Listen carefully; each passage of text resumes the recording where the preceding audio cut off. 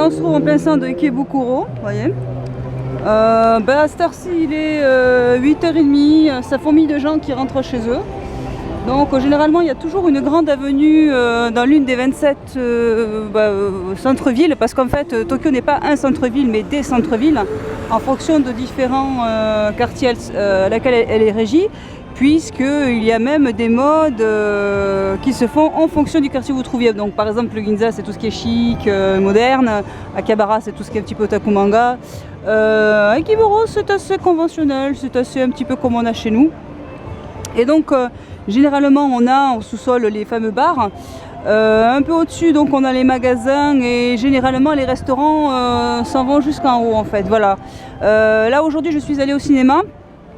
Et c'est assez particulier parce que en fait, les guichets sont au rez-de-chaussée, et je me suis retrouvée donc carrément au 5e, 6e étage où j'ai vu le film, ce qui est assez étonnant puisqu'on ne se rend pas compte vraiment à quel point tout ce qu'on peut trouver dans un immeuble, quoi. Donc on comprend pourquoi les immeubles sont si grands. Voilà. Les gens sont très respectueux du passage des voitures. Bon, la fin de journée, c'est le week-end, il y a un petit relâchement. Mais généralement, ils sont très stricts sur la façon de se mouvoir quand on traverse la rue ou bien quand on va au métro.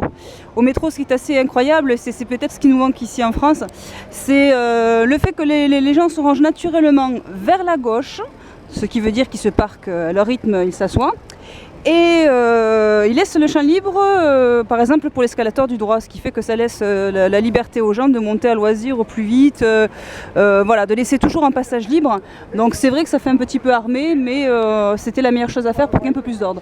Donc là on est vraiment dans les petites rues de quartier, ça c'est jonché donc de boutiques pour touristes, hein, ainsi que des petits cafés-restaurants. Ikebukuro a la particularité de ne pas être prise en charge par Tokyo, la mairie de Tokyo elle-même, ce qui veut dire qu'elle est assez indépendante. Et de ce fait, en fait, ce lieu est pratiquement ignoré des touristes, si ce n'est pas eux-mêmes qui font la recherche pour pouvoir la visiter. Ce qui explique pourquoi, quand je suis allée au parc J-World Shonen, dans le parc particulièrement, personne n'était capable de baragouiner de l'anglais. Donc certains le savent parce que bon, il y a quelques trucs scolaires qui sont restés, mais voilà, comme il est indépendant de la mairie de Tokyo, c'est un petit peu comme notre, je sais pas moi, Pia et Cléra qui ne sont pas affiliés à Perpignan par exemple. Là c'est pareil, les règles sont assujetties, ce qui veut dire que les gens n'ont pas été formés pour recevoir les étrangers. Ici on a donc quand même une gare qui est très fréquentée par les Chinois, ce qui explique pourquoi tout est dit ou tout est expliqué en chinois. On est aussi ici dans la deuxième plus grande gare de Tokyo elle-même, après Shinjuku. Alors ça peut paraître étonnant, mais ici il y a beaucoup de gens qui fluctuent puisqu'on est aussi sur la sortie de Tokyo pour se diriger vers tous les autres cantons, tous les autres villages. Donc c'est vraiment le dernier lieu que les gens visitent avant de partir à la campagne ou avant de partir sur d'autres villes ou villages. Donc vous voyez, c'est très véhiculé. Le métro se mêle avec les trains JR. Donc là vous voyez, Tokyo Metro Ikebukuro Station. Donc moi la ligne que je vais prendre généralement, et celle que je prends tous les matins pour aller à mes cours, c'est la Marunouchi Line. Donc je me positionne vers la gauche. Normalement c'est ce qu'il faut faire. Bon, on le fait à notre rythme. Il ne fait pas trop chaud ce soir. Habituellement il fait beaucoup plus étouffant que ça. Je veux dire qu'aujourd'hui ça a déjà été très agréable. Il est conseillé plutôt de porter du blanc. Parce que voilà, avec le soleil, machin, bon, c'est pas vraiment le soleil qui tape, c'est plutôt le fait que ça soit très très étouffant, voilà.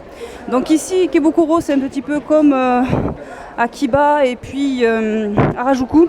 Ce sont des centres-villes qui sont notamment très visités par des jeunes, donc aux multiples styles vestimentaires, des choses qu'à laquelle nous on ne penserait pas porter, mais ici, tout le monde porte à loisir ce qu'il veut. Vous voyez aussi des filles devant qui sont yukata.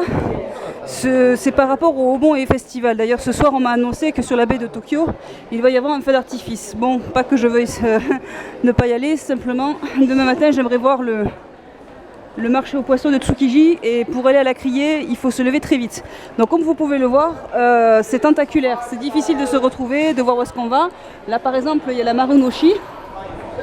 Donc pour atteindre la Marunouchi je dois prendre ma carte Suica. Alors une carte qui est spéciale ici. Bon, généralement, il ne faut pas le laisser à côté du téléphone, donc connerie que j'ai faite en espérant que ça passe. Je crois que j'ai mis à 7 crédits ce matin. 1000 yens, ça va très vite. Hein. Donc voilà, là c'est passé. Généralement, on dit le montant qui reste par rapport à la carte, ce qui est déjà très utile. Si jamais il n'y a pas assez de crédit, ce qu'il faut faire, c'est les changer dans l'une des machines que vous voyez là-bas, ou bien au fond. Alors c'est très simple, hein. On insère la carte, on met le billet, pas besoin de donner de Saint-Cyr pour savoir utiliser ça. Donc ici on a toutes les indications donc, pour entrer, donc pour Ikebukuro, de toute façon il n'y en a qu'une, pour Shinjuku, Okubo, Marunouchi Line, voilà, de toute façon il n'y en a qu'une seule. Puisque, voyons voir, Marunouchi Line, bon hier je m'étais pas trompée mais... Bon, donc il en part à peu près tous les 3 ou 4 minutes. Donc généralement c'est pas emmerdant quoi. Donc là pour Ginza Shinjuku, là voilà, je suis en train de le louper. Voilà. Donc là normalement voilà, on a donc le conducteur. Vous pouvez le voir qui vérifie à chaque fois les gens qui montent. Ici c'est une rame de métro. Donc je vais devoir couper. Donc chaque arrêt en fait est très bien annoncé par rapport au texte. Généralement dans le métro on ne mange pas, on ne fume pas, on se tient à carreau, on essaie de ne pas parler trop fort, on essaie de ne pas trop se faire remarquer. Mais une chose qui est remarquable, c'est qu'on est bombardé de publicité. Ça n'arrête jamais, donc pour l'été, machin, tout ça. C'est une ville qui est très bruyante et même moi je me demande par rapport aux Parisiens des fois comment ils arrivent à tenir donc facilement. Donc les explications sont très faciles puisque c'est expliqué en japonais mais aussi en anglais. Donc généralement ça pose pas de problème. Donc après bon il suffit de lire un peu de hiragana et de katakana et pareil si on est un petit peu débutant on devrait s'en sortir. On est le week-end donc les gens sont moins calmes que d'habitude même s'ils ne donnent pas l'air. Beaucoup de gens partent, on le voit avec des habits d'été, on sent que certains vont à la plage, tout ça.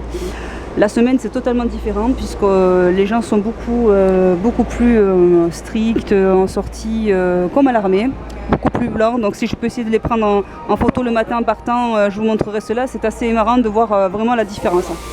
Voilà, je vais vous quitter, je vais vous laisser regarder une dernière fois. Je suis à la station d'Ikebukuro, elle va démarrer.